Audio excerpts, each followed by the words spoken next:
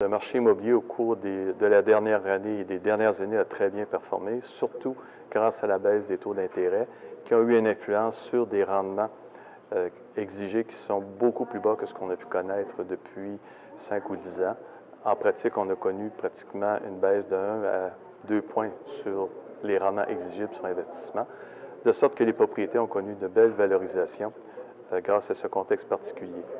Toutefois, pour l'avenir, nous croyons que l'augmentation des valeurs foncières et de la richesse foncière proviendra davantage d'une augmentation des revenus. C'est donc un retour aux bases fondamentales de l'investissement, à savoir une croissance des revenus beaucoup plus